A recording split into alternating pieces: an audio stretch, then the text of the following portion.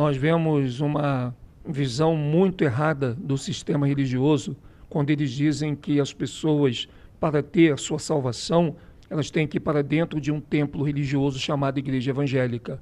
Agora, imagina você pega uma Bíblia na mão e muitas vezes na falta de tempo, nós não temos tempo para ler a Bíblia, ela realmente é um livro grande, então a gente pensa que dentro de uma religião nós vamos conhecer a Bíblia como ela tem que ser conhecida.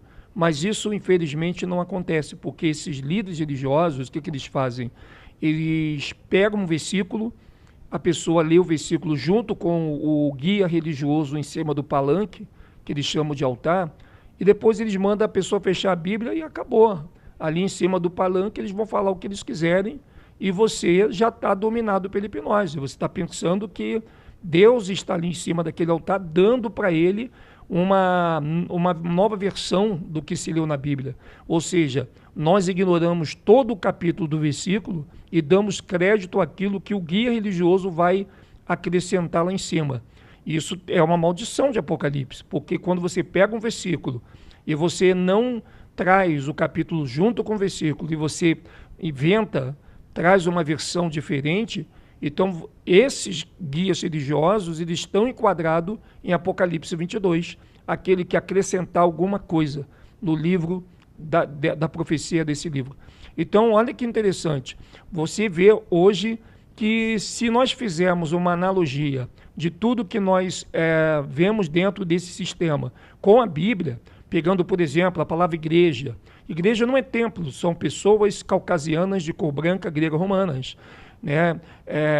Nós temos também a figura do altar, que não é isso que você vê, se é um palanque, altar não se coloca dentro de templo e nem se sobe, altar era para fazer a comida, o fogo tinha que estar aceso de verdade, e não esse fogo mentiroso que eles dizem cair, levando as pessoas a uma utopia sem igual. A questão do batismo, que era somente em Jerusalém, não se havia batismo fora de Jerusalém, tanto que Paulo não batiza ninguém fora de Jerusalém, quando ele vai levar suas cartas para o povo grego-romano. E uma coisa importante também é a ceia. Você vê que hoje é muito normal nós sermos condicionados a pensar que participamos da ceia do Senhor. Ceia do Senhor só teve uma e só vai ter a segunda, que será no reino dos céus. Essa ceia que você participa dentro dessas abadias, ela não é a ceia da Bíblia. Ela, primeiro que a ceia já começa que ela não é o pão e o cálice. Pelo contrário, o pão e o cálice foi servido depois de ter ceado. E a ceia está lá em cima, que é a Páscoa. E a Páscoa é um animal assado, um cordeiro. Então você vê, quando foi que você comeu um cordeiro dentro de uma denominação? Não é verdade? E outra coisa, em que momento das Escrituras você lê a figura de um pastor recebendo autonomia para servir alguma ceia que só o Salvador poderá servir? Tanto que ele serviu, ele estava presente, e na verdadeira próxima também ele vai estar presente. Ele não deu esse cargo aí, essa missão, para ninguém fazer isso. Então, são informações que nós precisamos pegar. Eu sei que é complicado, quando a gente começa a pegar essas informações, a gente acaba tendo uma visibilidade totalmente diferenciada, né? Porque eles querem fazer com que as pessoas pensem que isso é a ceia do Senhor, né? Mas não é. A ceia do Senhor, ela só teve uma e vai ter a segunda, que vai ser no reino dos céus. E essas ceias hoje não são ceia do Criador. Isso são fermento dos fariseus que criaram a religião para fazer uma cópia, um RNA do verdadeiro DNA das Escrituras. E nós estamos aqui para te ajudar a se libertar desse sistema. Você não precisa de ninguém para você ser salvo. A salvação está dentro de você, você já nasce com ela, tanto que uma criança, quando ela morre, ela já está salva, ela não precisa fazer nada para entrar no reino dos céus, enquanto ela é criança. Para você ver que a salvação, a gente nasce com ela e no percurso da vida nós lutamos para não perdê-la.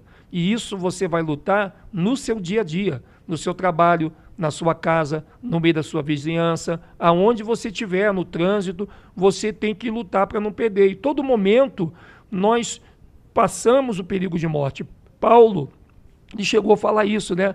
Todo dia nós passamos por perigo de morte. Por quê? Porque todo dia tem alguém para te perturbar, todo dia tem alguém para atazanar teu juízo, para te enganar, para te trair, para poder tentar azucrinar a tua cabeça, né? Seja onde for. Então nós temos que sempre estar ligado, vigiando, olhando todo momento o comportamento das pessoas, porque isso é o que nós hoje analisamos de mais concreto. Então, nação, não se busca salvação dentro de um templo, não se busca o Espírito Santo. O Espírito Santo, você anda com ele, o convite está lá em Gálatas 5,16, e você pode tirar toda a sua dúvida em relação ao Espírito Santo. Inclusive, amanhã nós vamos estar trazendo informações fortíssimas sobre o Espírito Santo hoje, no ano 2025.